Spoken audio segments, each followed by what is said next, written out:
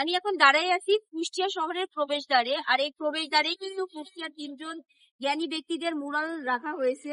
তার মধ্যে আছে কাঙ্গাল হরিনাথ মজুমদার, বাউল সম্রাট লালন শাহ এবং সাহিত্যিক মীর মোশাররফ হোসেন। পাবনা কুষ্টিয়া হাইওয়ে ধরে আসতেই ত্রিমোহনী বাইপাসে এই সুন্দর মুরালটি বানানো হয়েছে। এটিকে আমরা কুষ্টিয়া শহরের প্রবেশদ্বার হিসেবেই চিনি।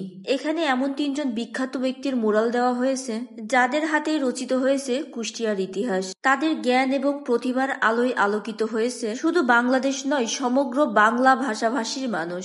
এখানে প্রথমেই দেখতে পাচ্ছেন মরমী সাধক বাউল সম্রাট লালন শাহের মুরাল, যিনি তার গানের মাধ্যমে মানবতার জয়গান গেয়েছেন। এরপর আসছেন বাংলা সাহিত্যের প্রথম মুসলিম ঔপন্যাসিক মীর মোশাররফ হোসেন, এবং সর্বশেষ দেখতে পাচ্ছি কাঙ্গাল হরিনাথ মজুমদারকে। তিনি কুষ্টিয়ার কুমারখালী থেকে গ্রাম বার্তা প্রকাশিকা নামে একটি পত্রিকা প্রকাশ করতেন, যে পত্রিকায় ফকির লালন শাহের বিভিন্ন গান এবং মীর মোশাররফ হোসেনের বিভিন্ন সাহিত্যকর্ম প্রকাশিত হতো।